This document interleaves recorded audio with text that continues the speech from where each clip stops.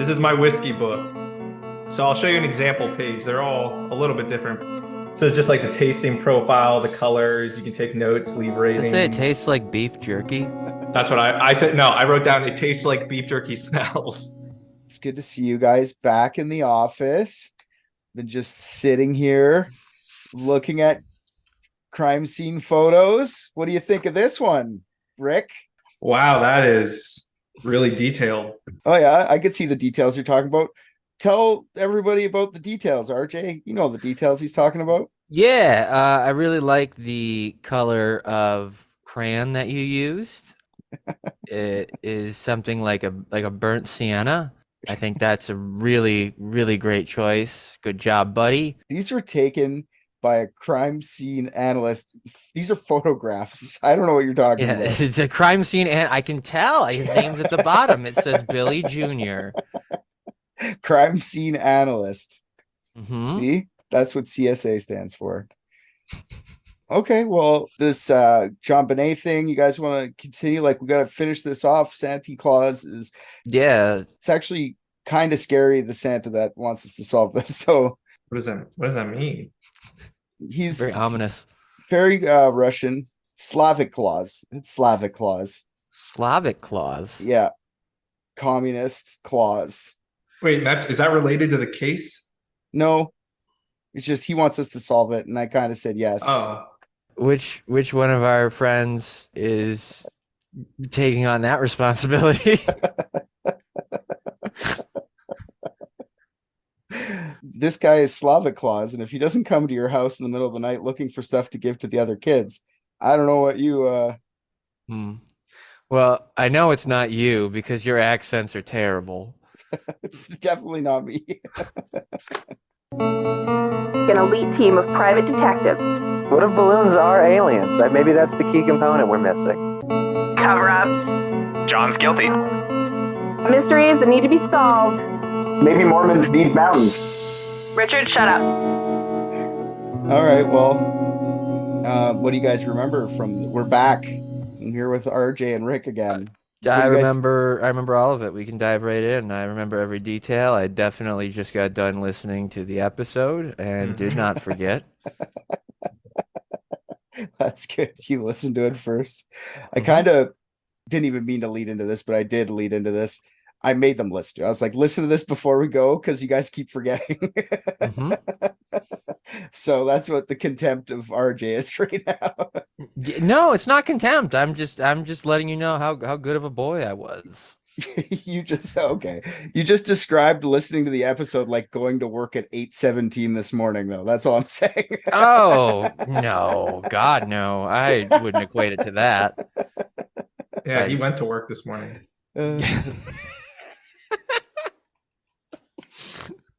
Which is cool, but tell me what you remember. So up to you now, so I could just start from there. Like, give a quick synopsis.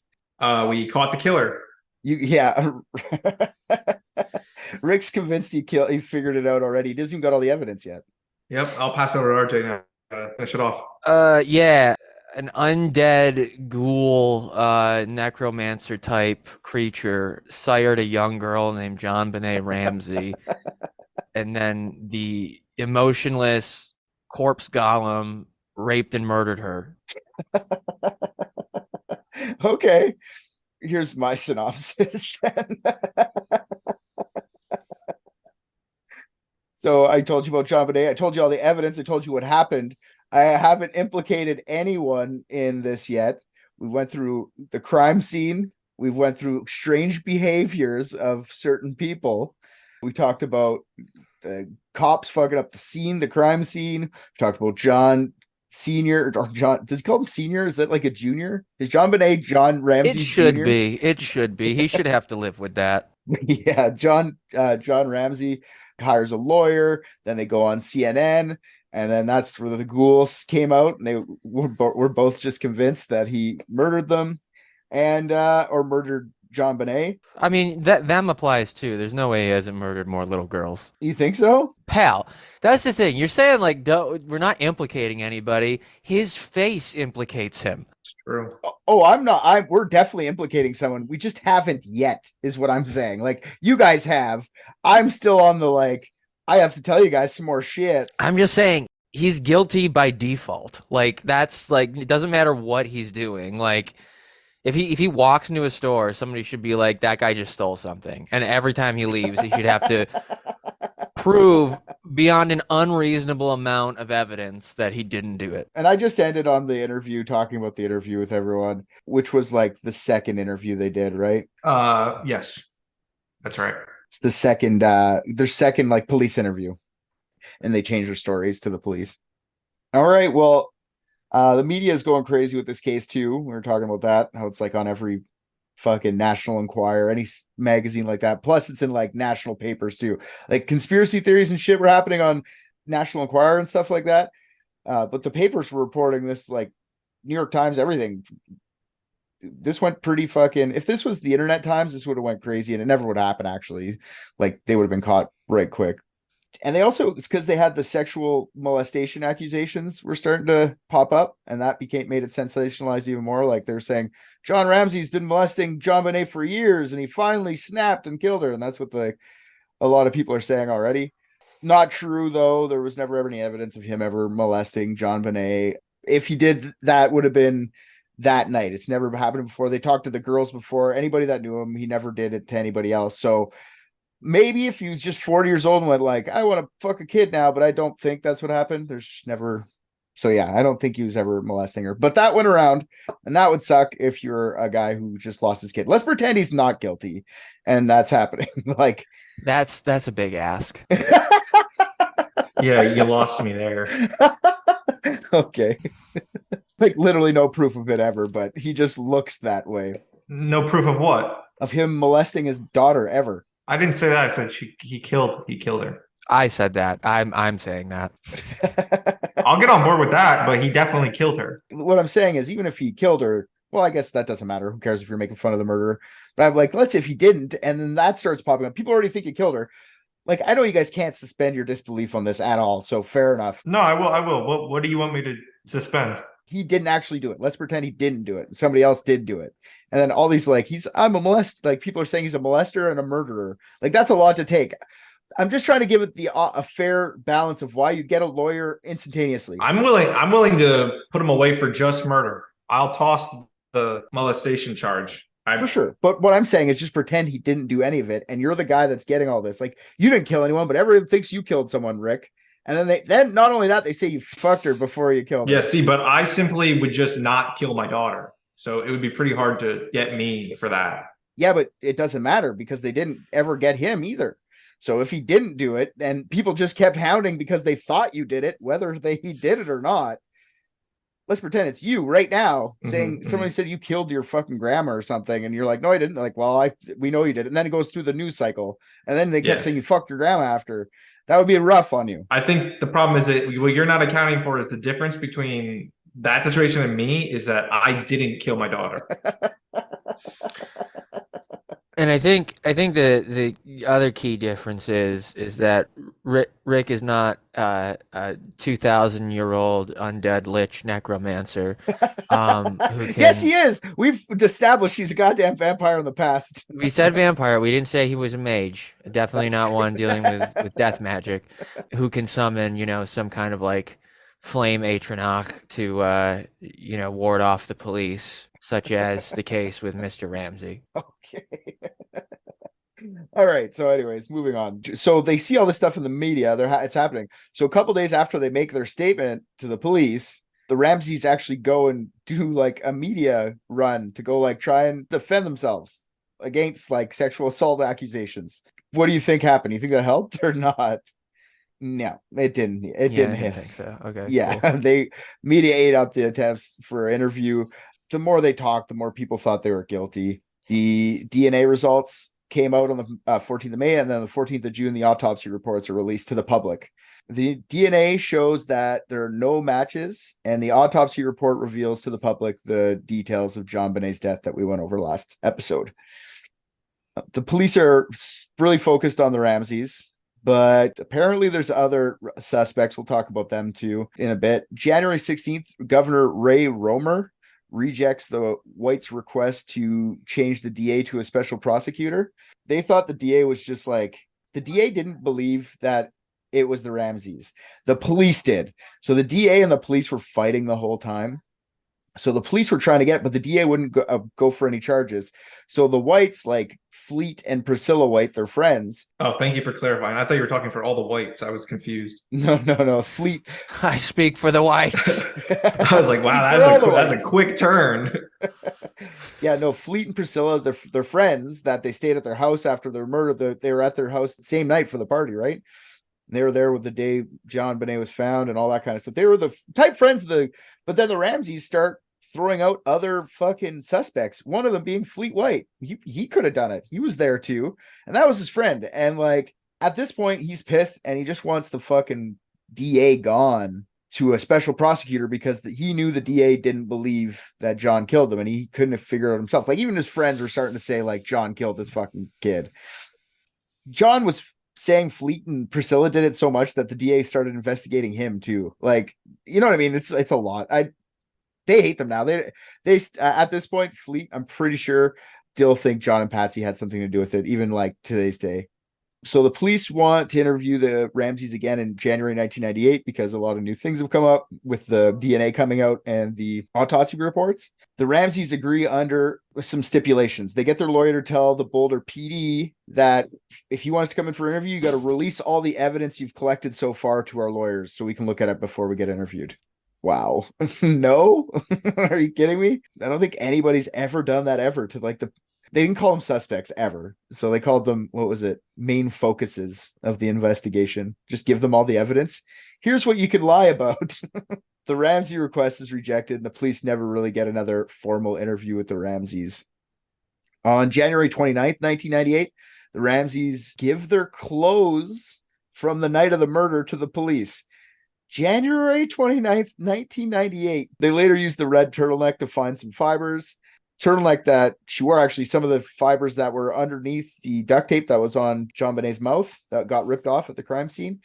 They matched the garment, some of the fibers. That's not really a huge clue, but it is a clue that's out there. By March 1998, Governor Romer changes his mind and he calls for a grand jury investigation into the case because of public pressure and from other people. Like, yeah, he just had to be like, hey, we need to get a new special. We need to fucking find the person who killed this kid, and you guys aren't doing anything. So time to change the DA. Do you guys really understand like what they do with grand juries? I didn't understand this. You guys are one of the only countries that do this. Do you know what a grand jury is? Yeah, they kind of decide whether or not they're gonna move forward with it, right? Yeah, I don't know. Sometimes if prosecutors don't have they're not really sure if they should charge, even if they are sure, I guess sometimes it's like an easy motion. They go just through the motions of a grand jury, but they have to just see if they're allowed to make formal charges to someone. Kind of like verify, like reinforces the indictment or whatever. Yeah. What I found interesting is there's no defense involved in a grand jury. It's all prosecution. So there's nobody else like defending any type of, they bring up a bunch of shit and then that's all they see. They don't get to see the other side of it, right? There was 15 months that passed since the murder and then there's been a lot of nothing. So they interview 11-year-old Burke, like the older brother that was there. Not much is added because of talking to Burke. He's an 11-year-old kid. August 1998, the audio on the 911 call is enhanced. And that was that. I don't know if you guys listened, but you can't hear anything. I can't hear it. We could play it again, but you can tell me if you can hear it. But just at the end, they think that Patsy had a hard time hanging up the phone. And you hear kind of quietly, you hear John Ramsey saying, "We're not speaking to you." And then Patsy Ramsey's like, "Help me, Jesus." And then Patsy Ramsey says, "What did you do?" And then Burke, you kind of hear a little kid's voice saying, "What did you find?" I'll play that again. You guys tell me if you can hear it. I can't fucking hear it. I don't see it. Kind of strikes me like when they pretend like they heard voices on a recording in Ghost Hunters. Yeah. It's kind of here. It's kind of like that. Patsy?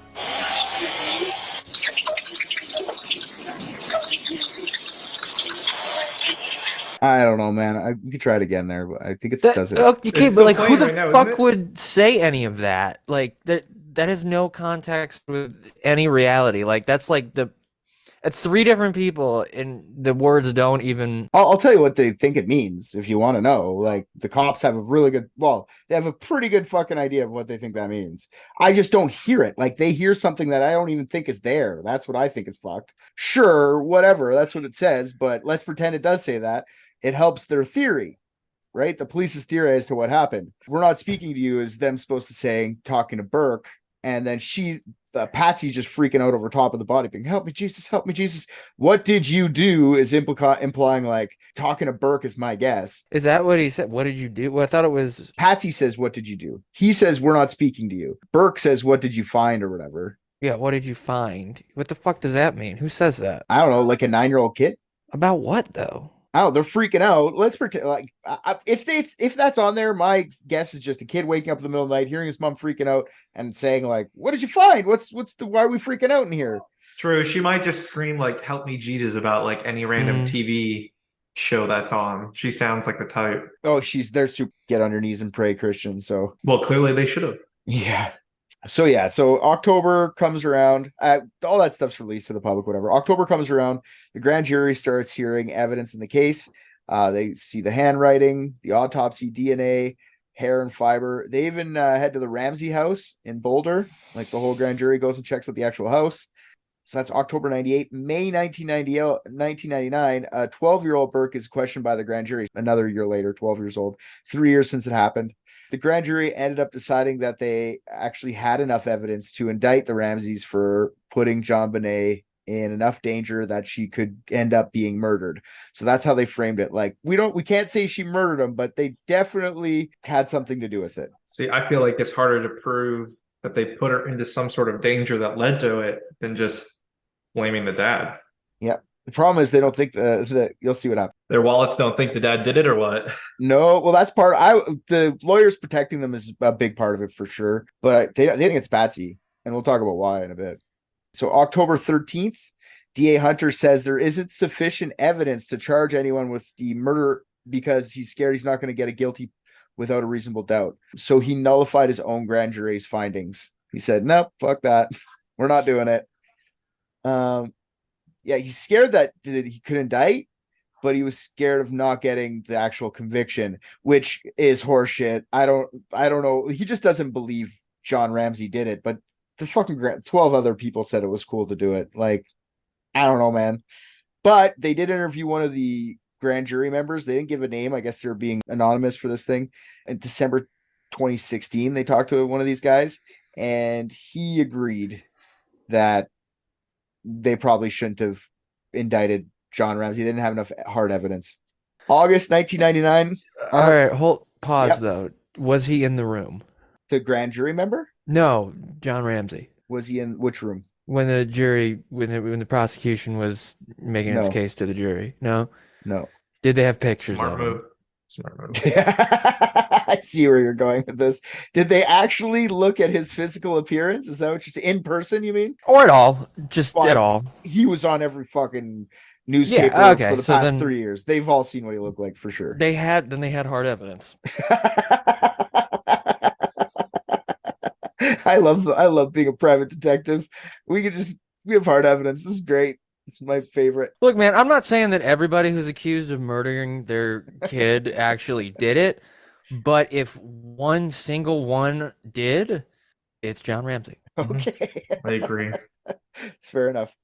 August 1999, Detective Arndt, remember the girl that was there that kind of fucked up the whole thing? Linda Arndt. She does an interview with Good Morning America. She doesn't say John did it directly, but she says it. The detective who first handled the case has no questions about who is guilty. I know who killed JonBenet. There's no doubt in my mind who killed JonBenet. And while this investigation is still ongoing, I don't think it's appropriate that I say that name out loud. What the fuck are her eyes? Linda Arndt was the first detective on the scene at the Ramsey house on December 26, 1996. The morning John and Patsy Ramsey had reported their 6-year-old daughter JonBenet missing. There's a lot going on with her face. There's a lot to unpack just in like every frame. It is so scary. Now she's speaking out to set the record straight, telling her side of that dramatic day 3 years ago. 1:01 p.m. Although the house had already been searched by patrolmen before she arrived, Arndt says that in order to break the building tension, she asked John Ramsey and his friend Fleet White to search the house again, top to bottom, looking for anything out of place. She says she gave them specific instructions not to touch anything.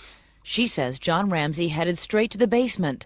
She heard Fleet White scream for an ambulance, and then a chilling discovery. For Arndt, the pieces of the puzzle fell into place. And I see John Ramsey carrying JonBenet up the last 3 steps. As a cop, why are you not searching the house before you wait for the random... a kid goes missing, you're not going to just be like, maybe we should just check the house. And my mind exploded. And everything that I had noted that morning that stuck out instantly made sense.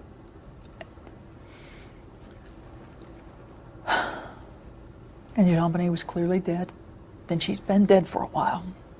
I ordered him to put JonBenet down. I knelt next to her and I leaned down to her face. And John leaned down opposite me. And his face was just inches from mine. And we had a nonverbal exchange that I will never forget. And he asked if she was dead. And I said, yes, she's dead. And I told him to go back to the room and to dial 911. And as we looked at each other, I remember, and I wore a shoulder holster, tucking my gun right next to me and consciously counting, I've got 18 bullets. Why did you do that? Because I didn't know if we'd all be alive when people showed up. I said everything made sense in that instance. And I knew what happened. Do you think your fear was well-founded? You bet I do. There's no doubt in my mind. To this day? Never wavered. You were afraid because you thought the killer was still in the house. I knew it. Absolutely? Absolutely. Anyways, the rest of it was just her complaining about her. She didn't fuck up the crime scene. I just wanted you to hear her say, like, John Ramsey fucking did it. Like, I don't care. Like, that's her just basically telling everyone John Ramsey killed without saying it. Mm-hmm. Yeah, the rest of it, she's literally sues the police later, but we'll talk about her in a bit. After the grand jury case is dropped on March 17, 2000, the Ramseys publish a book called The Death of Innocence, along with a publicity campaign to promote it. And they start throwing out their own theories about who's doing it in print. And then the world moves on. Well, the world moves on for most people.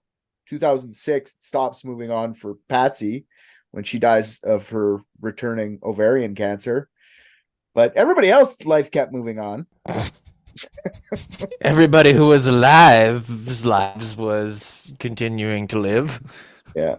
She's buried beside JonBenet, still under suspicion for her daughter's death. The DA and the Boulder police still weren't getting along throughout this whole thing, each calling the other suspect in the way they were doing their investigation. Like I said, the DA believes that the Ramseys had nothing to do with the murder, while the Boulder PD thinks the opposite.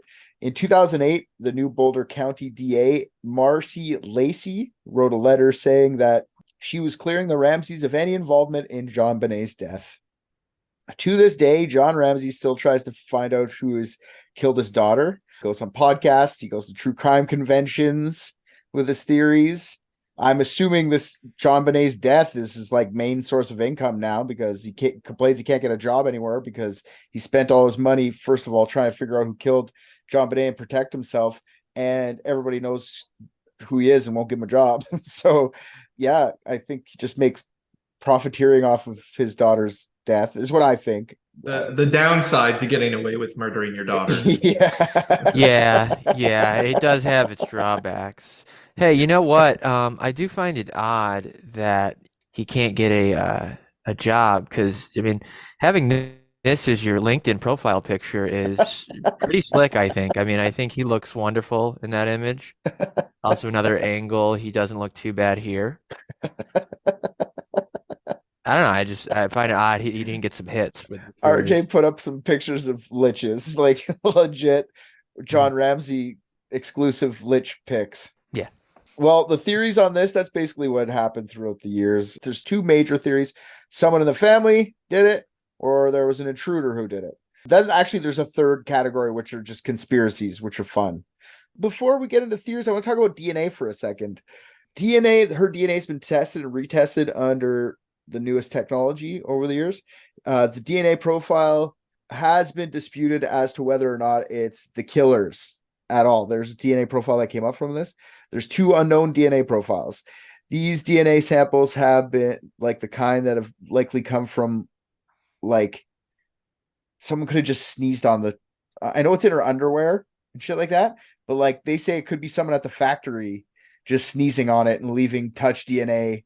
It could be John. My point is, it's not JonBenet or John Ramsey's DNA, but that doesn't change anything. I think that DNA is just touch DNA. The fuck? Yeah, you could touch my DNA. My DNA could be everywhere.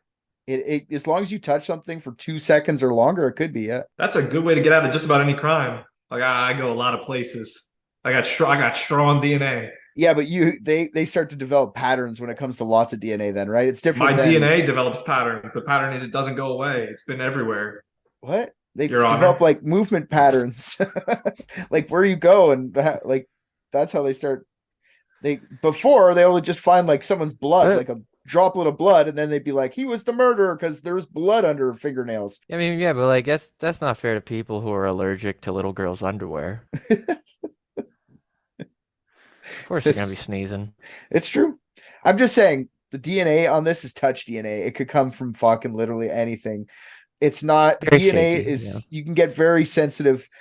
The way they found it and profiled this, it could be from just someone touching. It doesn't have to be semen or, you know what I mean? It doesn't have to be blood or whatever. It's just touch DNA. That's all. Let's just do the conspiracies first because they're funny. There's conspiracy out there that JonBenet was whisked away and grew up underground in some Hollywood basement, and she is now Katy Perry. So JonBenet is Katy Perry. That's one that's out there. Mm-hmm. They say she looks like her. I look at it, I'm like, not really. Something about her eyebrows being kind of the same. It's like, dude, their eyebrows. Like, there's not that many configurations of eyebrows all the time. Katy Perry's also 6 years older than JonBenet, so that kind of ruins that too. Another good conspiracy is that JonBenet was taken by the aliens. Aliens always got to come up. It's classic. It feels like you could have passed it on this one, though. You know what's that? Like you could have got away with not saying aliens for this one. Like we all know for a fact aliens did not do this one. Yeah, for sure. But it's one that some people still like yell off the top of the roofs, which I find fun. Just John claiming it's aliens. It gets every conspiracy theory. That's why I got to mention it. Like aliens, satanic ritual, a term for a brotherhood term for the devil is JonBenet. So they knew she was like, they're always been a satanic. They called her JonBenet because it's like short for Satan. You know what I mean? And a few more hours on the internet, and it's a Jewish thing. Somehow probably. The Jews are involved. In the comment section always ends up that the Jews did it for sure. Yep. There's another one. There's satanic pedophile groups. It's always mentioned. You always hear there's satanic pedophiles. Of course. Well, here's the thing. Yeah, highly likely that it's a pedophile ring around the corner. Highly unlikely that they're satanic. They're almost always Christian. That's true. Yeah, another good one that I saw, and I didn't really want to dig too deep into it because it's too funny, but her death is connected to 9/11. Because her dad refused to help the terrorists build the machines or computers that they needed to take down 9/11 planes, man. Yeah, but sorry. If there's something hanging over him, they wouldn't kill the daughter. They would just like threaten to kill the daughter. I don't like. I just done that. Like retribution.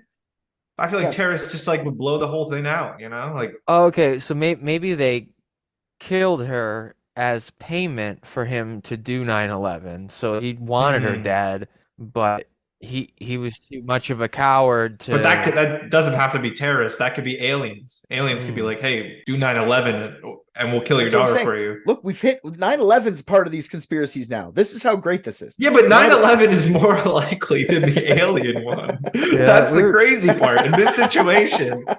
This is closer to 9/11. We really are inching closer to anti-Semitism. Wait, what year did this happen? 1996. How the fuck is 9/11 coming into play? Because they had to wait 3 years to get someone who programmed them to make the flight simulators, man. His payment was in advance. They killed her in advance. No, they didn't. No, pay. he couldn't get a do job it. He afterwards. That wouldn't have worked out. He refused them, man. I'm not going to do your terrorist activities. 9/11. 9/11 is now right below aliens. I didn't put together that this was like 5 years apart.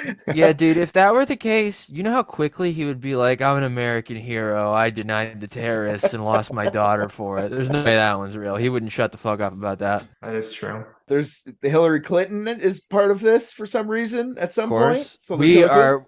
You got to stop. The next one's for sure anti-Semitic. There's no way. The next one's my favorite one. 9/11, then Hillary Clinton. The only thing we skipped was flat Earth.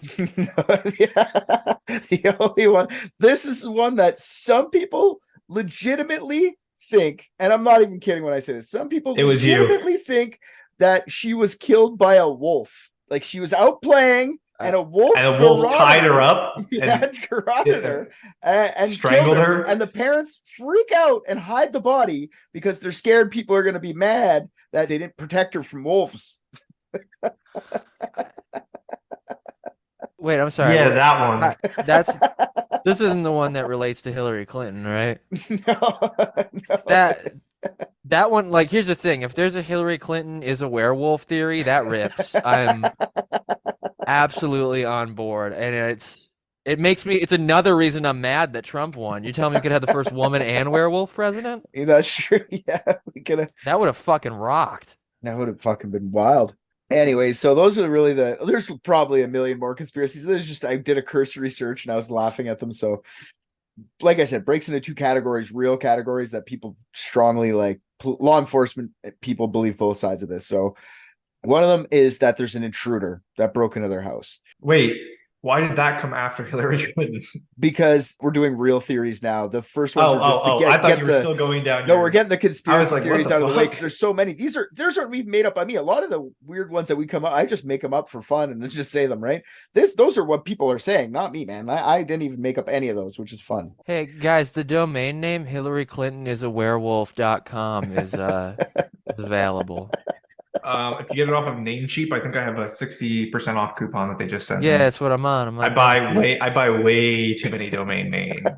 Yeah. For a long time, I had definitely not childporn.com, and I let that one lapse. What are you trying to honeypot some fucking weird, creepy pedos or what? Yeah, I just thought it'd be really funny to name a website that. I was gonna. The FBI did not find it as funny. They didn't take it away. I just stopped paying for it. I'm sure they were monitoring for a while. What do you think they'll monitor more? Definitely not childporn.com or HillaryClintonIsAWerewolf.com. You could definitely get sued just for HillaryClintonIsAWerewolf.com, right? I don't know. That's like a slander.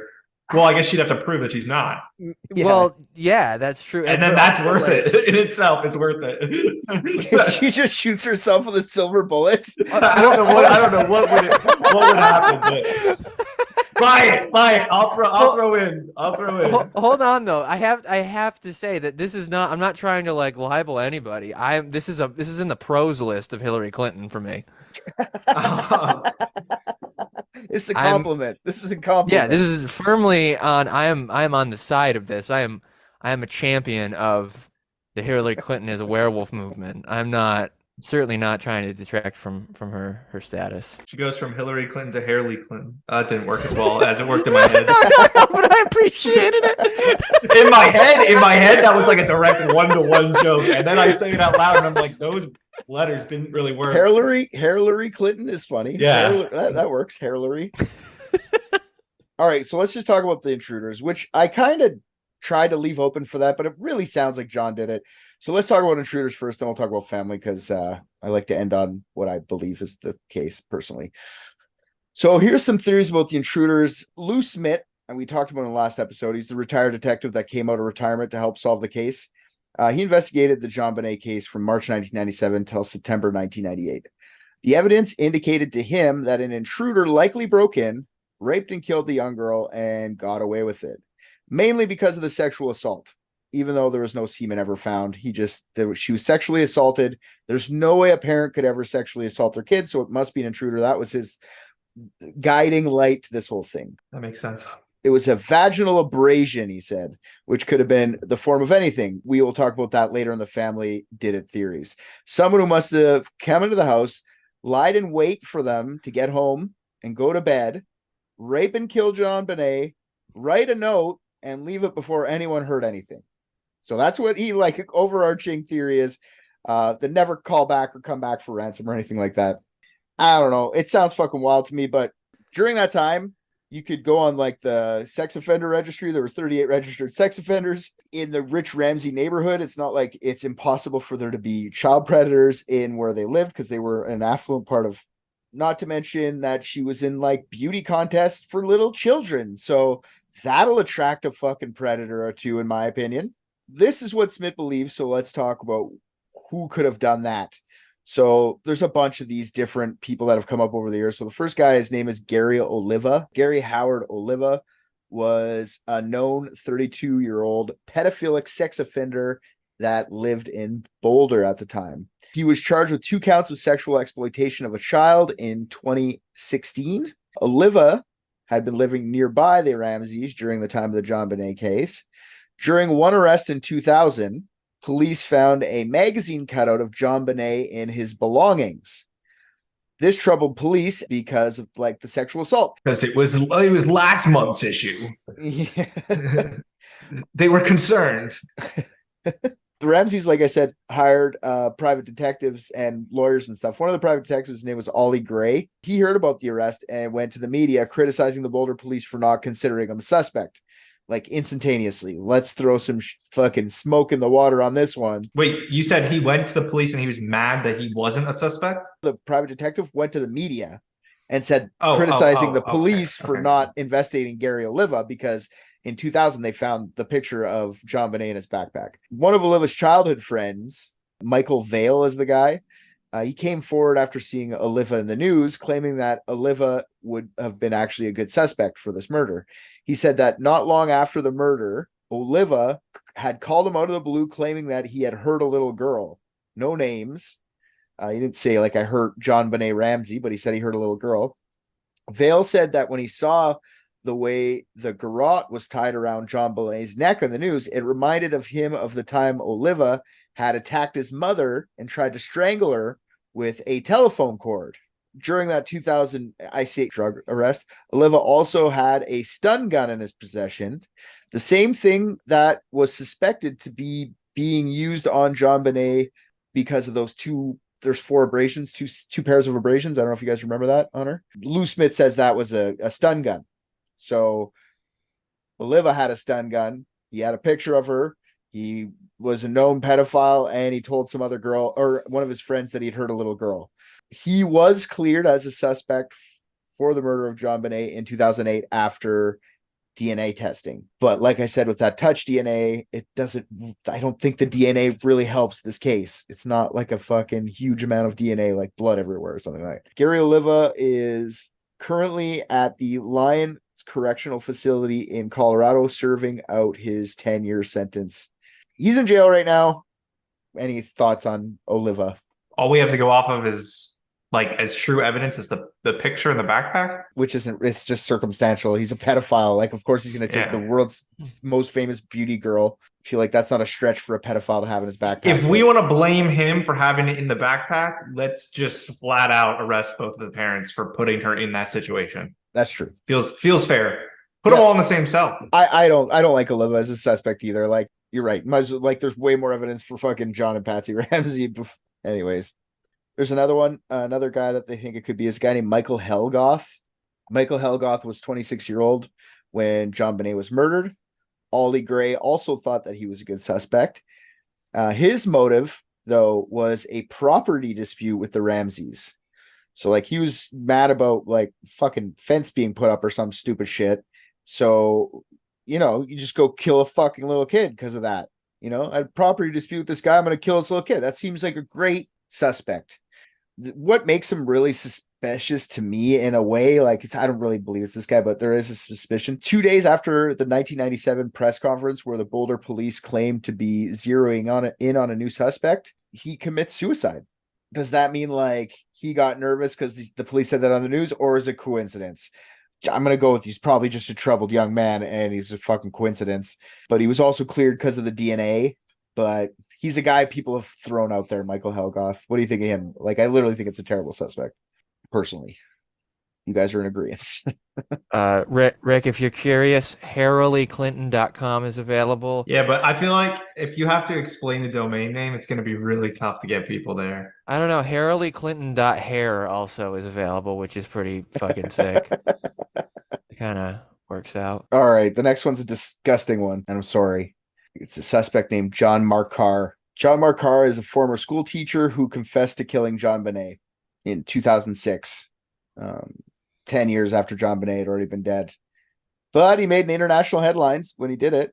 His confession is very graphic and sexual in nature, which is disgusting. He was actually living on the lam in Thailand, running from child abuse material charges he already had in the US when he claimed he killed her. He heard about a University of Colorado Boulder professor named Michael Tracy who was making a documentary about the case. So Carr reached out to Tracy through email, and the more emails Tracy got from Carr, the more disturbing they got, culminating in the revelation that Carr had a sexual fascination with JonBenet. Tracy reported Carr to the police, who arrested him and flew him immediately to Boulder for questioning. Most of his story didn't match the evidence, though. He wasn't even in Boulder at the time of the murder, which, first thing. He actually had some diary entries supposedly from the night of the crime, like a weird fan fiction of if he did it, because I don't think he did it, but I'm not gonna get into full details of what this fucking creepo was saying, but I will say that he claims the strangling was a love game, quote, gone wrong, and throughout the entire thing he refers to himself as Daxis. Daxis gonna choke you, baby. He's also cleared after his DNA didn't match. By the end of it, everyone just wrote off Carr as just some nutbag pedo looking for notoriety. According to the Daily Beast, Carr is living with a new identity right now as a female named Delilah Alexis Reich in the Pacific Northwest somewhere. So thanks, Daily Beast, for giving me that little piece of fucking info.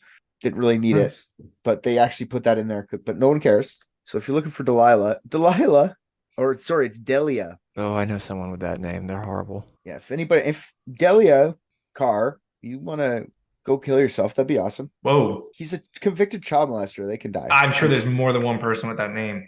Feels risky. Talking about this guy specifically. All right, another theory about intruders, a guy named Chris Wolf. He was named by the Ramseys in their book, Death of Innocence. He was actually a local Boulder reporter that, by claim of his girlfriend, Jacqueline Dilson, was out all night on Christmas night, that 1996. And when he returned home, he was covered in dirt. And there's reports that Wolf was quite agitated to see the news of the murder. Wolf also possessed a sweatshirt with the acronym SBTC. The shirt stood for Santa Barbara Tennis Club. So that's what they're thinking the SBTC comes from at the end of the ransom note. Buddy, like, even if you're like, let's pretend you just killed a little girl and you're writing a ransom note, when you look down at your fucking tennis club shirt and like sign that on the note, and I think that's pretty wild. Dilson also said that Wolf's handwriting looked similar to that on the ransom note, and the handwriting expert Lloyd Cunningham couldn't discount him. So a couple people said, yeah, it might be his writing, I guess. He was looked into and even volunteered statements as well as hair and handwriting samples, but never didn't cooperate with the police, and nothing ever came of him as a suspect. But it kind of makes you think, like, the reason I even put him in is because with Jack the Ripper, you know how they say the Ripper letters are just put in by the press? So, like, maybe this guy did write a fucking weird note or something. I don't know. It just seems too weird. It's too close. If it was like 3 days later and it came in the mail or something, I would agree that maybe this guy wrote a thing just to get more press on this case so he could make more money off of articles. But it's the day of. I don't really think he's... Ooh, is Hillary Clinton got that dog in her available? I bet it is. All right, another ex-person from an intruder is a guy named Todd Fuss. Todd Fuss's imprisoned wife, Bernice Johnson, turned him in. So let's just start there. She just came out from jail and said, my husband did it. She said that their kid was in some of the same pageants as JonBenet. And she claims that he had claimed he was going to come home into a lot of money just before the murder of JonBenet. So he was like, don't worry, baby, I got a big score coming up, like that old thing. And even put a down payment on a truck he couldn't afford. So some people think Fuss was a pedo because he used to look at the girls while bringing in his own girl, who's named Cinnamon, by the way. I don't know if that's okay to name your kid after a spice, but people do that shit, I guess.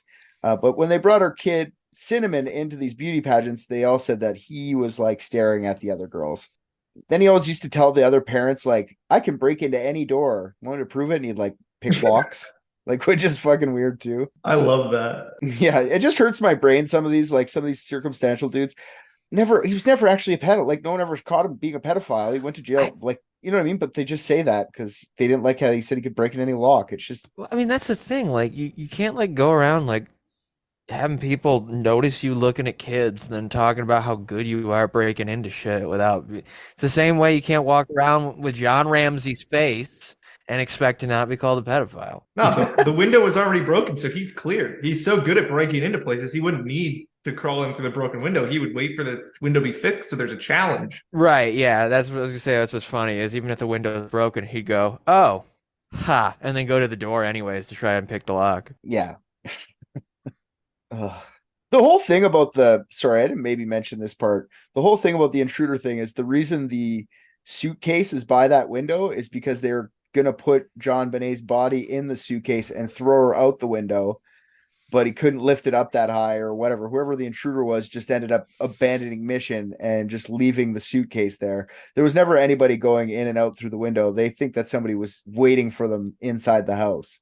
Like, it wasn't this weird sneak in. It was like they got in when they weren't home. I don't know what their house looks like, and I feel like if I did see it, I would maybe understand a little bit better. But I know living in my house, there is no fucking way someone could be hiding here for any amount of time without me noticing. I don't care where they were trying to hide.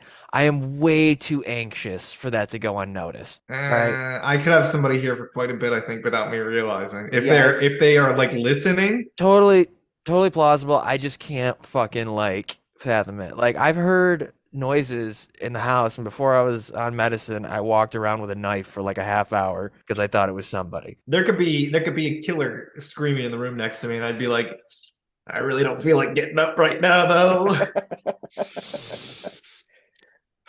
What I'm saying is they have a nearly 10,000 square foot house. That's not even including the basement square footage. Yeah, that's fucking huge. It's gigantic. It's a fucking mansion. Like, you could. How many thousand square feet? 10,000. Yeah, that's pretty big. That's massive. That's fucking gigantic. Yeah, it's a super huge mansion. It was like, Yeah. one of the, like I said, Patsy used to have people over on tours of houses. Like, they had the biggest, craziest house in Boulder, you know? I mean, in my house, there is a chance, like, Richard, you could pop out and be like, I've been here the whole time. And I've been like, I never knew. And it would not surprise me. You could pop out of the door at any moment. Oh, people could hide in my house too. I wouldn't know. Like, there's areas where you could just tuck behind and just wait there. Not as, I feel like you could have a whole fucking. No, I saw those. Yeah, I took note. A 10,000 square foot house, this whole room people don't go into for months at a time. You know what I mean? Like, especially when it's only 4 people. I guess I just have a shitty tiny house. Thanks, guys.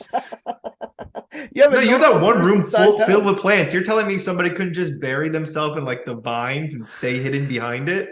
Plausible, but I just honestly, the only place somebody could hide would be in my terrifying basement, and there's no way they would be able to withstand all the guard spiders. So that's part of it too, is like they say someone's either hiding in wait or they had a key, which would be our next suspect, which is a lady named Linda Hoffman Pugh. Which is John Ramsey in a wig.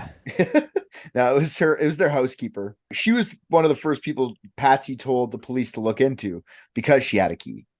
Later on, yes, because they needed a scapegoat. But at first, they're just like, I don't know, fucking Patsy has a key. Why don't you look into her? What was her name? Her name is Linda Hoffman Pugh. White lady or nah? I don't know. Good question. Well, she's white. It's Boulder. Patsy. Oh, the other reason she said that it might be her is because Pugh was having money problems. And the reason they think she was having money problems, she asked for an advance on her paycheck of $2,000. So I didn't get my $2,000. She must have killed my daughter for 118. Just a side note, her husband is named Mervyn, Linda's husband, Mervyn Pugh. And he used to come by the Ramsey's house to help with his wife from time to time as well. So police went to question Pugh at her home on the 26th, and police took fingerprints and hair samples, as well as made her write on a piece of paper a good portion of the ransom note, 118,000. Oh my God. And then they lived in the basement. It's fucking Parasite, dude. Yeah. Holy shit. They just kept more and more people just kept entering the house. She later goes to testify against Patsy at the grand jury hearing for over 8 hours. She accused Patsy of having multiple personalities, like kind of wild stuff. So like the theory with the Hoffman Pugh is that she led a trusting JonBenet down into the basement that night so she could trick her parents into giving her money. So she would have been familiar with the twisty turny house. So navigating the basement was no big deal.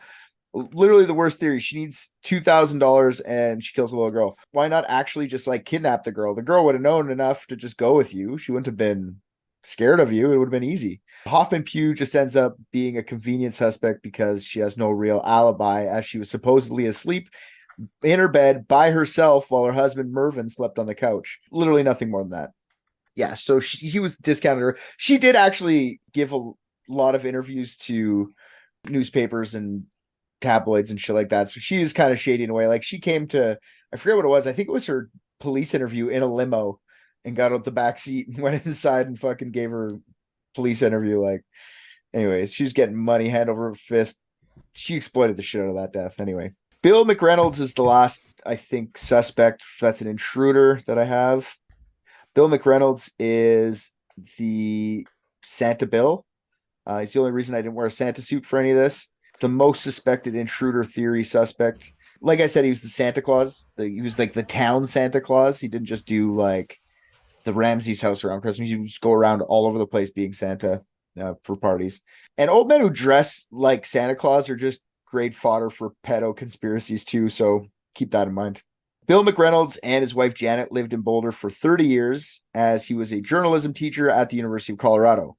When he retired, he would get in a Santa's outfit and play the role at many different Christmas parties put on by his friends and family.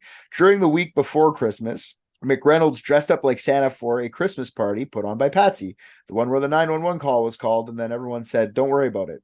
Apparently, McReynolds took a liking to JonBenet. He did say some creepy shit about JonBenet later in his life, but after hers. So he said, "I felt really close to that girl. I really don't have other children that I have this special relationship with. Not even my own children or grandchildren." Which is creepy to say about a random girl that you Santa Claus once a year or two, maybe 2 times a year. I agree with that.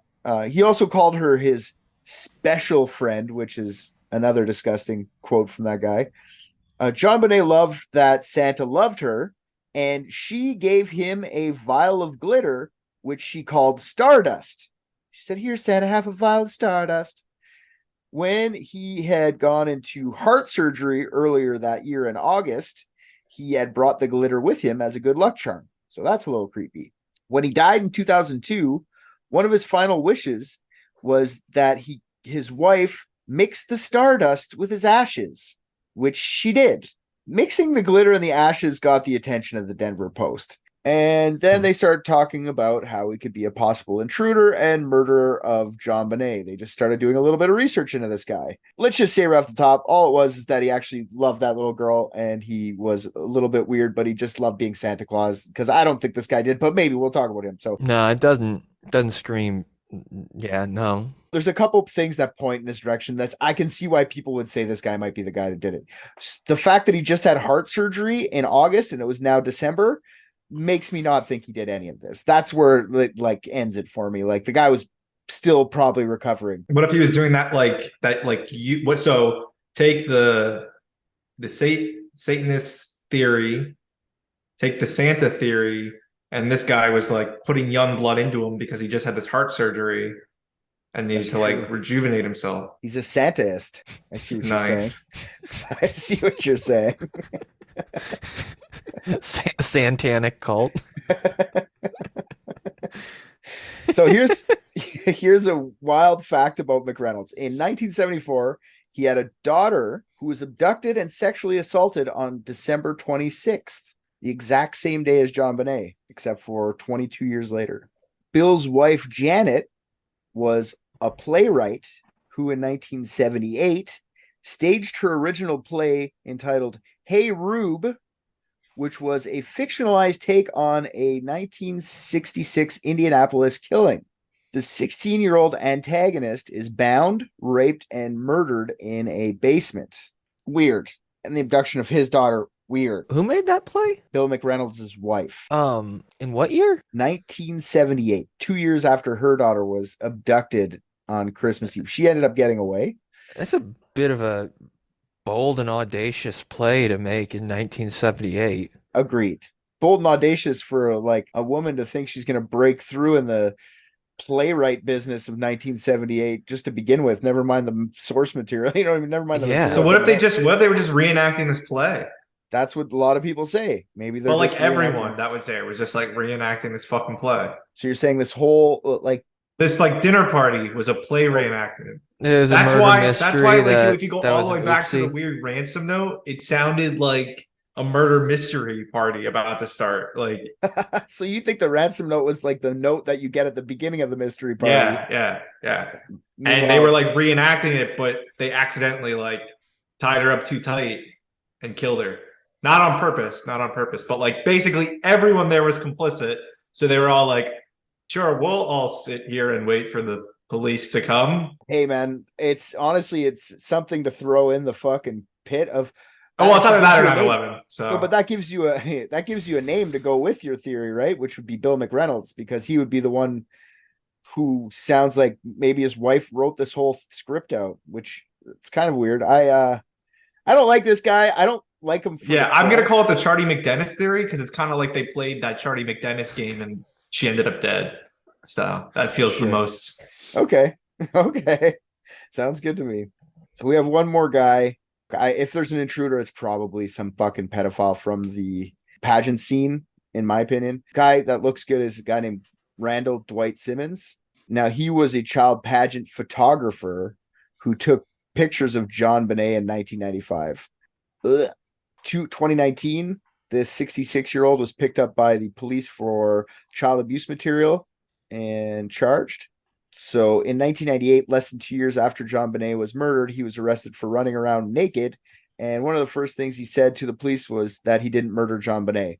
So cops arrested him for running around naked. He's like, I didn't kill JonBenet. Like, that's suspicious. I don't know. I think it's always good to just put it out there, you know? I guess so. Just no, I didn't either, you know? Yeah, if you were at like a reputation of being a thief and then you're like running away with a bunch of stolen goods, or maybe not stolen goods. Let's just say you're just running around naked and then the cops stop you and you're like, I didn't rob that store. Like maybe that they would think you robbed the store after that. You know what I mean? Like you didn't have to say that. You're getting arrested for being naked. Anyways. So yeah, it's just one of the guys. There's so many of the creeps from the pageant thing, but that's just one of the guys that he took pictures of little girls. So I put him in there and he also yelled, I didn't kill JonBenet. All right, so someone in the family, let's just move on to that. I know you guys are really anticipating John, but I think all three of these people might have sway you a bit in each different way. So someone in the family makes a lot of sense, except the ways that it doesn't make sense, okay? Like having to simulate sexual assault with a broken paintbrush to like cover it up, because that's what they think. If it's someone in the family, they didn't actually rape her, but they put the paintbrush in her to like make it look like she was raped, so it would take away from them. I think that's pretty fucking hardcore to do to your kid. I think it's hardcore to do to anyone. Like you'd have to be pretty fucking stone cold to do that. Am I right? Like, I mean, if they already killed her, I don't know. Yes, but like even then, like you just fidgeting with the dead body after. I don't know. Maybe. Intruder theory states that the intruder broke into the home through the broken window downstairs, lied wait until Ramsey got home, abducted and murdered a little girl. The window had spider webs, so that doesn't make sense. So this makes it unlikely that anyone would have broken into the house from the basement window. It's either that or the intruder had a key, both of which seem unlikely. If it was someone inside the house, it could only be one of three other members of the JonBenet family. Here's each member and how they could have committed the crime. So Patsy Ramsey is number one I have here. A lot of people still think Patsy is involved in the murder of JonBenet. The theory here is that Patsy freaked out and killed her daughter after she wet her bed. She'd been peeing the bed for years and had recently kicked the habit. So there's a story where JonBenet actually shit the bed at one point. Nice.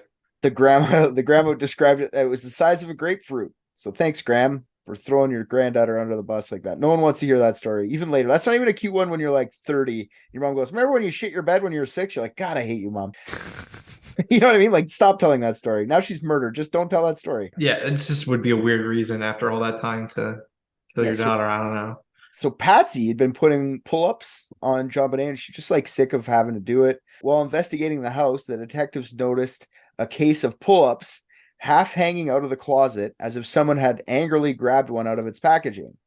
They also found a balled up red turtleneck in the bathroom. In Patsy's original statement, JonBenet had been wearing the clothes she was found in when she was murdered, when she went to bed. In the second interview, they say that she was carried up to bed because she fell asleep in the car. So if this is true, JonBenet would have been wearing the clothes she went to the party in, which was matched her mom, which was a red turtleneck, which probably was weird too, like making her kid dress up like he was fucking weird. And the same thing the mom was wearing the next morning when she said she changed back into her clothes from the night before. The theory goes that JonBenet woke up after peeing her bed. She woke up her mother, Patsy. In a fit of rage, Patsy slams JonBenet's head into something very hard, like a tub or something like that. The vaginal wounds could have come from not the paintbrush, like they say, but her just wiping JonBenet in a fit of anger, like just going too hard, making vaginal abrasions. Then Patsy tries to cover it up, panicking. She brings the body down to the basement. Then she goes to clean up whatever mess was at the scene of the murder. Then she goes back down to think of a way to get rid of the body. Maybe she sees that JonBenet's still barely alive. Then she goes into her art supplies, grabs a piece of rope and a broken paintbrush to finish the little JonBenet off. Then she decides she's going to make it look like someone had come in and done this. So she ties up JonBenet's arms above her head. She knots the rope, not tight enough for a living, squirming child because they're kind of loosely on there. There's no evidence of struggle from JonBenet in the autopsy. Then she covers her mouth with duct tape. The duct tape only had lip impressions, no struggling to get that off, like tongue pushing or anything like that. So that could have been done post-mortem as well. Rapes her with a paintbrush. Then she goes upstairs to write the ransom note. The note isn't good, so she rips it off, tries it again. The ransom note had ransom note cliches, and some of the lines were reminiscent of the ransom notes in the movie Ransom, which had recently just come out. That's the one she goes with. Then she looks at her watch and realizes that everyone's about to be awake soon, and they have a 9:30 flight to Michigan. So she goes upstairs, pretends she just found the note, and calls 911, forgetting that people would notice that she was still wearing the clothes from the night before. John wasn't aware, but when he was left alone in the house for that hour, when he's looking through his mail and stuff, he goes in the basement long enough to find the body on his initial search. When he finds the body, he realizes instantly that Patsy was the murderer. The writing must have looked like hers to him or something. He must have been like, this is Patsy's writing. So at this point, he has a choice. Do I rat out my wife or do I cover for her? Like, if I cover for her, there's got to be an explanation. So nah, I'm sorry. If you're as loaded as this guy was, and you're at this point where your wife kills your daughter, you rat her out. You just rat her out immediately. Yeah, but that not everyone's fucking like you. Like some people might. No, I'm telling you, this guy though, he fits the profile of just being like, fuck my wife. I agree. I don't think it's Patsy. I really don't. But so at this point, he's got a choice: rat out his wife. Maybe just I got to talk to Patsy. Maybe there's an explanation for this. I can't just throw her under the bus right there. So John doesn't say anything at the 11 o'clock when he goes downstairs to check the first time. And when Art gets him and Fleet to go check the house at around 1, he beelines it to the basement. That's what they say. He goes straight for that room and he finds his dead daughter.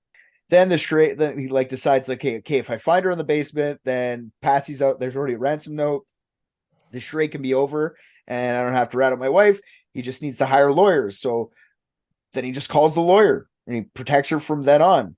There is a lot of evidence that Patsy did it. Okay, I'll tell you right now. So first of all, the ransom note. 6 different handwriting experts were consulted during the investigation. 4 of them hired by the state, 2 of them by the Ramseys. There's a 1 in 5 scale that these experts go by. High chance of it being her would be a 1, and a 5 would be like, there's no way she wrote this. Patsy was the only one that's inconclusive out of all the handwriting samples they took. John was excluded as a person who could have written the document. I do want to note there's like so many other people giving handwriting samples. So many people, so many suspects, hundreds. They've all been excluded. The only one who's ever been close was Patsy. She scored anywhere between a 4 and a 5, which is low on the scale, but it's still higher than everybody else.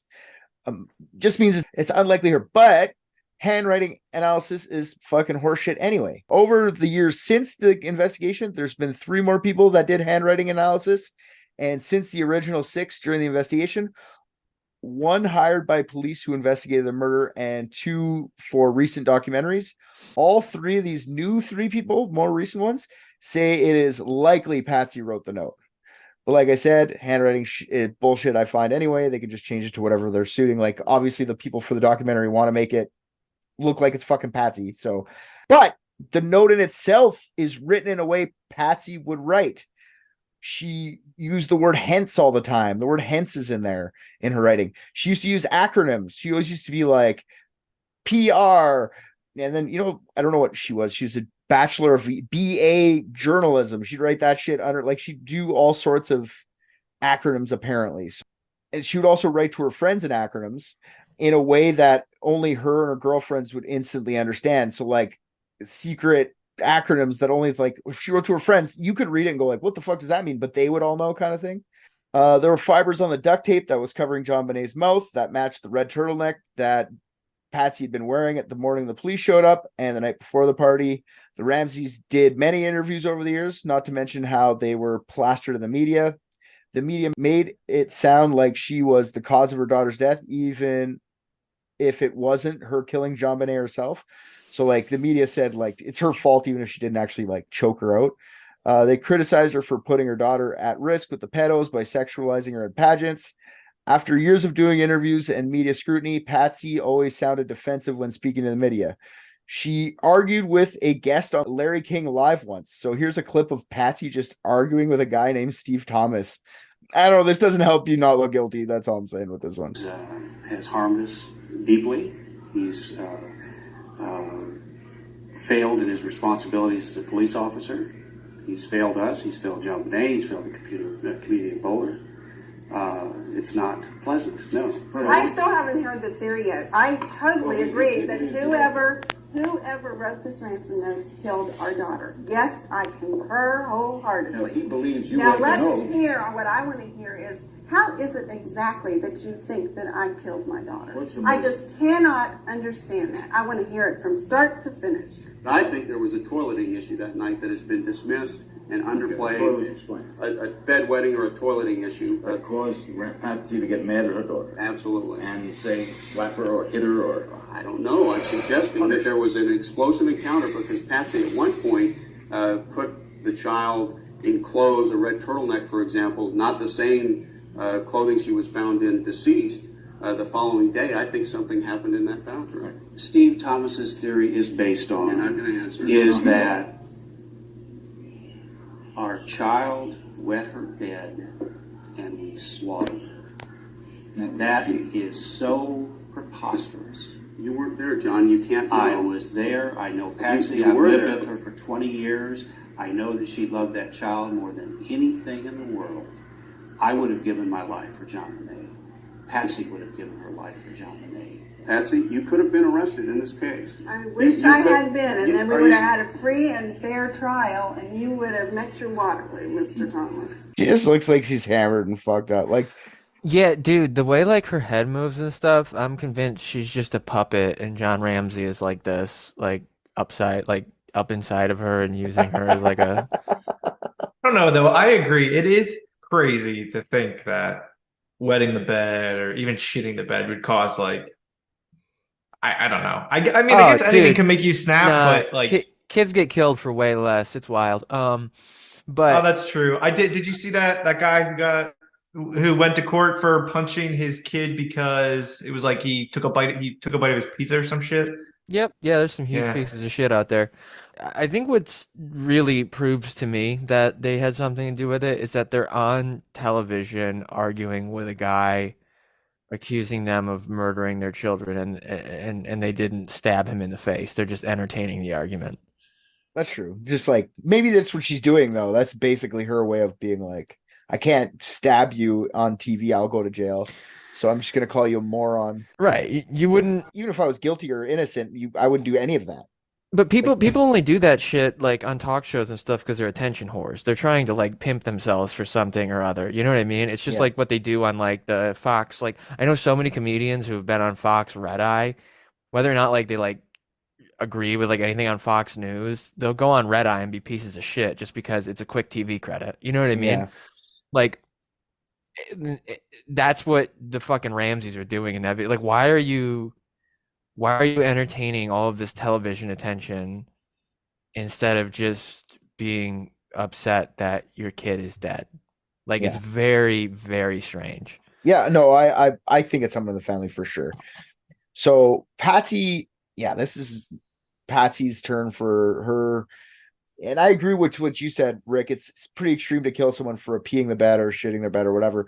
But if it's Patsy, which I'll entertain for a couple seconds, I don't think it was like she peed the bed and like slammed her head up again. I think like she peed her bed, she was yelling at the kid or something, and she slipped and smashed her head, and Patsy made a bunch of shitty decisions. If it's her, not like any type of anger, maybe you just like not any type of like physical violence, like push her. You know, people in the heat of the moment, that's when you see like the true colors of people. That could have just been a heat of the moment, and you just like, I can't lose my perfect life by accidentally killing my daughter, so I'm just gonna cover it up, and I'm rich. Like, I don't know. I don't agree with it. I'm just saying it doesn't have to be a violent act for it to have been a murder and then someone being stupid about it after. You know what I think, guys? That dad did. Hillary's a werewolf and John did it. Yes, those things as well. But I think everyone killed her. I really do think like everybody at the party. Yeah. Everyone gets to do it. The end. All right, we got two more. You guys like the John Ramsey one. I don't, actually. Boulder seems that he had something to do with it. Linda Arndt says that John was acting weird from the moment she got there. She said he looked through his mail while tension-filled day was happening. She said he was cordial, which I found fun. After the caller didn't call by 10, Arndt said that no one even mentioned the fact that time had passed. Detective Arndt said that when she told Fleet White and John to go look around, he just went straight to that room, so he knew where the body was. Once he brought the body up, Arndt ordered him to put the body down. They both kneeled beside each other, and you saw that little part of the clip. Detective Arndt wasn't the only one who thought John was acting weird the day of the murder. One detective on the scene said that he overheard John making flight plans to go back to Atlanta. John admits to like doing this, but he said he's going to be have to get out of the house, so he just wanted to go back to Atlanta where his family lived for the past 25 years. Eventually, the media started with claims that John was sexually abusing JonBenet, even though there's no evidence of it. John was also exonerated with the touch DNA in 2008. The John theory is just a variation of the Patsy theory. Like, it's the exact same thing. She woke up in the middle of the night. They kill her, or she kills her. She helps write the note because he is cleared by the note. So she's part of... If John did it, Patsy was involved with it. That's the only difference. The Patsy theory, just Patsy did it and John figured it out before the cops didn't protected her. Yeah, but either way, he's still involved. For sure. So just arrest them both. I mean, fuck it at this point. They were going to. Also, do like, it right now. He for sure would have thrown her under the bus if he knew she did it, and she did do it. Like, if she had done it, he would have just told on her. If they got pulled in, like if it was like a real stake, I don't think they actually had like any risk yet. You know what I mean? Like, the only time they were interviewed at the scene together, so that's not really a good way to interview people. And they were interviewed another 2 times separated, but by that time they already been lawyered up forever. So yeah, I agree with you. There's never really been a good.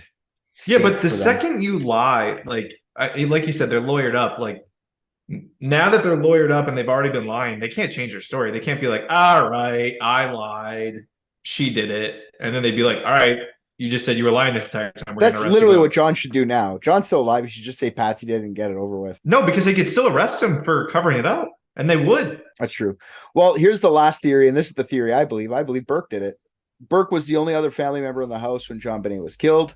John and Patsy always maintained that Burke slept through the whole thing. John and Patsy kept the older brother out of the limelight as much as they could. He didn't really speak to anyone except for the police, and I'm sure the family lawyer about what happened that night. Except in 2016, when he went on Dr. Phil, and he acts really fucking weird. So here's some Dr. Phil clips of Burke Ramsey's. Dude, his face is worse than his father's. Okay, but again, even if the kid did it, the parents were involved. So arrest them both anyway. Just look at Burke and tell me he's not fucking weirdo. Are you aware of these different theories that are out there? Theories that you killed your sister, theories that your mother killed JonBenet, and theories that an intruder killed JonBenet. Those seem to be the three camps that people talk about. Yeah, I mean, I know that we were suspects. I didn't know they were camps, I guess. And these are people that... Why is he like weirdly laughing when he's saying that? ...post online. The shorthand is RDI, Ramsey did it, IDI, the intruder did it, or BDI, Burke did it. Do you know the theories that they set forth in saying that your mom killed JonBenet? I don't know the details, but I know the ransom note, they think the handwriting matched. Have you seen it? Have you read it? He looks like that one pinball machine guy. I don't think I've read the whole thing. I've definitely seen pictures of it, though. Did the handwriting look familiar to you at all? Had you seen it ever before? No. I feel like the listen carefully is very distinct, and I've never really seen that. Okay, you see that A in carefully?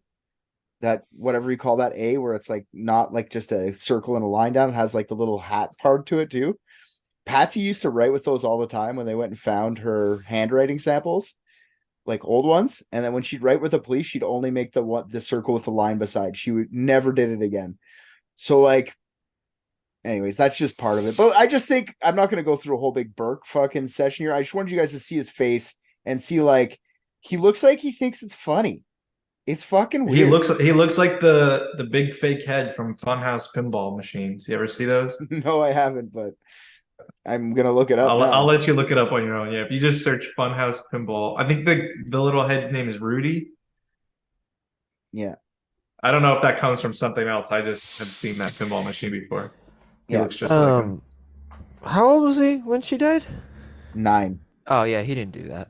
He was just traumatized for the rest of his life because all he heard his parents talking about was how they successfully got away with murdering his sister. So yeah, I would also look like him and be constantly terrified. Yeah, he's traumatized like that because John Ramsey looked at him and went, "Are you gonna tell anyone?" That stuck with him forever. It could be, but I think it explains a lot of the reasonings behind doing the certain things that happen. Small's weird.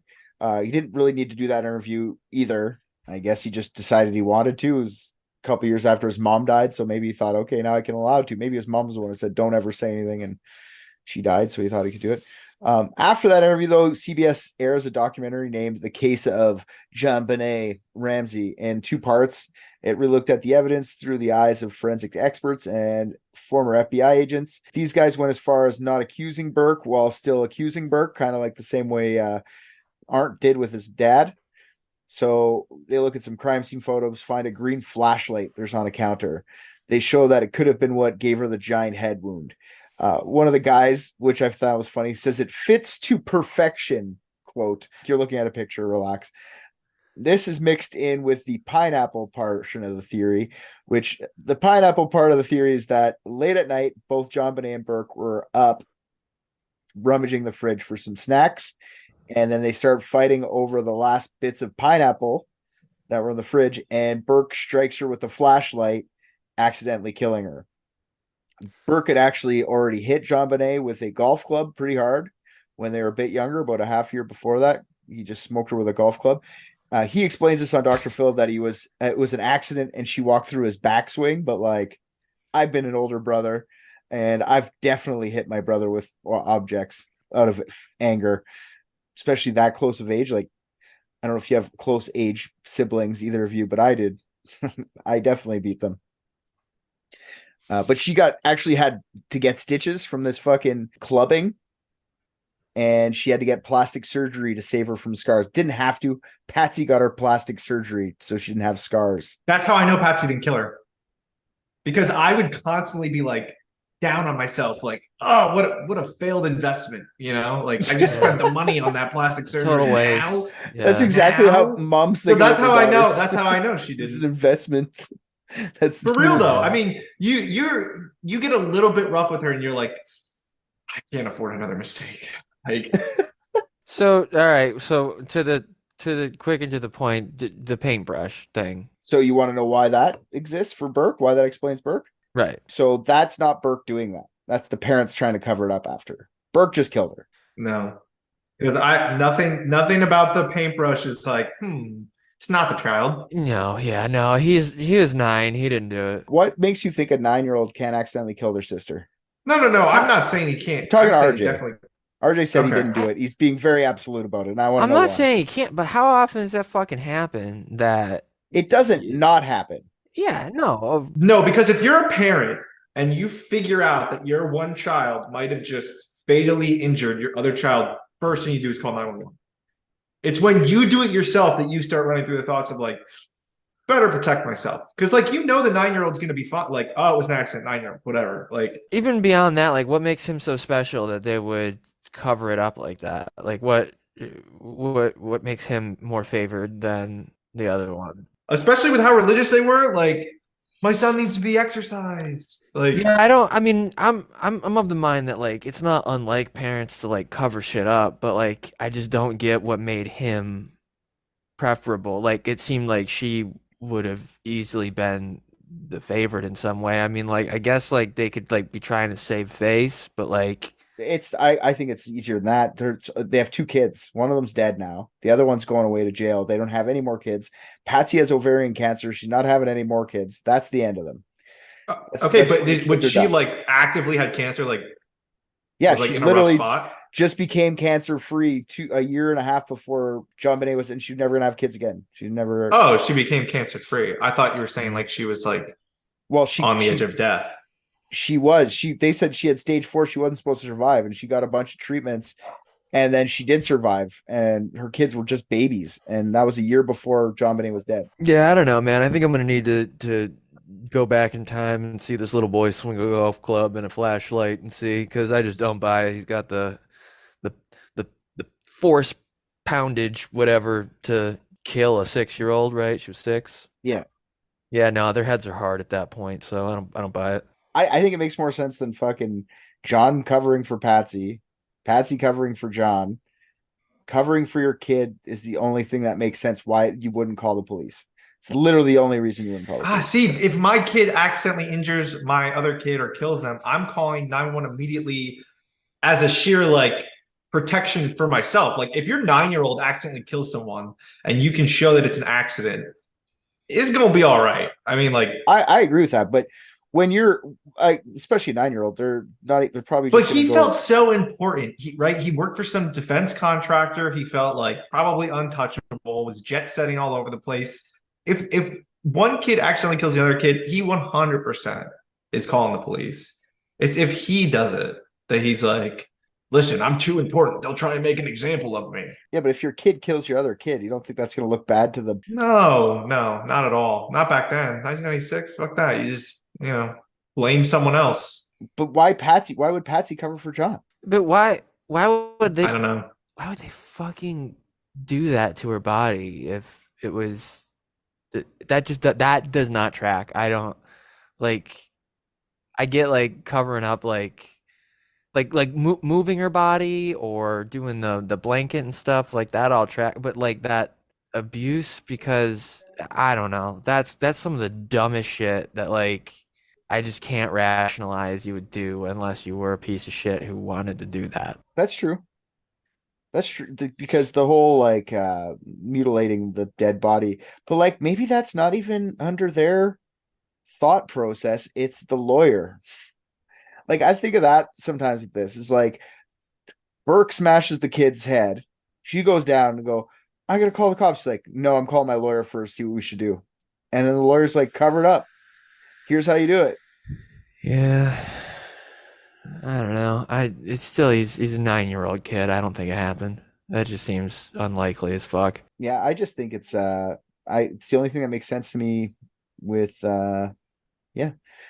And you know what? It's stupid because it's all like, that's the other thing. It feels so not thought out. The first 6 hours of the cops being there, the phone call not happening, and then them finding that body. It seems from that point, from when the cops were originally called till they get the body, is so just like rush job of everything. It doesn't feel like it's thought out to the point where, okay, we're covering it up. It just feels like they're being dumb the whole time. Like, why, if he's trying to cover it up, why is he carrying the body upstairs? Like, why don't you just put the body, you have a private jet. You know, you're a rich guy. You have private fucking planes. You just don't say anything. Put her in the fucking suitcase, bring her to Costa Rica or where the fuck else you go, drop her off there and leave. You know what I mean? Like, what's the, like, if it's them, any one of the family members covering for any one of the family, they're all dumb. Like, they didn't really make good choices. Cause, like, seriously, rich enough to have private jets. I'm sorry. That body could have been out of America. Could have been like in the ocean. And that's the thing. I mean, it sounds like if they all have this equal amount of theories about them, it was a family activity and they did do it together. And that's why they think at the end with what did you find and all that enhanced audio. That's why people use it to point towards Patsy or Burke, because like they're being stern with Burke. We're not talking to you. And then like, oh my God, what did you do? And then Burke tries to talk again. Like, what did you find? Like, just a dumb kid didn't even realize he killed his sister. Maybe. I don't know. So that's what I said. I hate this case because it's so hard to pick. Like it doesn't make sense. Someone broke in and waited around the house, wrote a 29-minute long, put everything back in place where they got it from, like the letters, note, like the pen and everything else, waited around for them to fall asleep, murder a little girl, ask for ransom, then just leave without killing her. Like none of it makes sense so it has to be someone in the house. It's just like, who did it? I lean towards. It was a good old whodunit Christmas mystery. That's what I'm telling you the entire time they were doing. So I'm down with going with your theory on this. If we're so because the ransom note, I remember this part specifically, and I remember it because I listened to it before I got on today. The ransom note was so like weirdly said that I started searching around for like Santa Claus murder mystery parties that were created before 1996. But that like side of the internet was not well documented back in the 90s. So like there were murder mysteries, but like I can't find specific dates as to when they were created. And it was more of like a hobbyist thing. And less of like, now I could go and I could find like, oh, this murder mystery exists and these are the rules and this is how it plays out. You know what I mean? But like it doesn't extend to that niche. Well, I'll play the game with you for fun. So let's say it's this. And what's the plan? Was she already dead when they got there? The family set up a real murder mystery? Or did someone just read the note and go like, I must kill the little girl to make this a real mystery? Like, did someone go too far or did they call people over? No, I think, no. I don't think somebody was trying to make it a real mystery. I think there was this whole like, okay, we're going to do this. Okay, Burke, you help us. You go down. Your sister's the one that's kidnapped. You go down and you just hang out with her there and keep her there and do this. And like maybe for some reason they got out, you know, the art supplies and they're like, well, we're gonna tie her up. And she's like, yeah, tie me up or whatever. And he tied it too tight, and that was it. She just died. And then everybody was like, oh shit, we're complicit in this. We need to like go along with it. And that's why it was so like weird. But like, sure, I guess in that scenario, Burke did kill her, but I don't think they were covering it up to protect him, right? I think they were covering it up because they were like, fuck, we did tell him to go do that. Like, but we didn't want him to actually hurt her, but we put them in the scenario to pretend that this was happening. Oh, okay. I can. The only reason I say that is because when you read the ransom note, it sounds so like murder mystery gimmicky that I'm like, ooh, I don't know about that. It's literally cliches that are taken from movies. So it's like, not, you're right. It's originally cinematic. The part that doesn't make sense though, RJ's right though. That's why the family doesn't make sense, is the fucking wood parts inside of her vagina that were from that paintbrush. Like, it Listen, doesn't I'm just make saying, sense. I played one murder mystery ever. It was a Star Trek murder mystery. In the end, sorry to spoil it for anyone who hasn't had the chance to play it yet, everybody's the murderer. Not even joking. We got to the end and I was like, this is the dumbest game I've ever fucking played. That played out in real life because they were all complicit. Honestly, that's what I really think happened anyway. I just think Burke's the one who pulled the trigger. That's why they're so covering. But it could have been something, yeah, you're right, where they told him to go tie up his sister. We're going to have a fun game. Because the only reason that nobody comes forward after all these years is because they all felt complicit in some way. And the only reason they would all feel complicit is if they all knew, like, oh shit, this is the game we're playing. We're going to actually have them act it out, right? Like, it's pretty late though. Like, yeah, maybe. I put it this way. I'm in. Let's call it that, a murder mystery, unless RJ has wants Hillary a Christmas werewolf. Christmas. Yeah, no, I'm with the. If we're not going to agree that the dad is a crazy abusive. Well, I'm still saying he probably is. Oh, cool. All right. Well, then, as long as we agree with that, then yeah, Hillary Clinton werewolf. Okay, well, let's call it a murder mystery, Christmas murder mystery. I like that. I'm down with that. John masterminded this whole thing. Everyone thought, oh, we're playing a fun game, but John just killed her because he was like, oh, it's not a real murder mystery. Oh, shit. You got too excited. You told me to do this, Patsy. You wanted to do something different for Christmas this year. I didn't know you didn't actually want me to murder. So he was trying to be romantic to Patsy by murdering the daughter. Look what I did for you, mother. I just watched Private Dicks, and I think RJ's the funniest. What? Come on.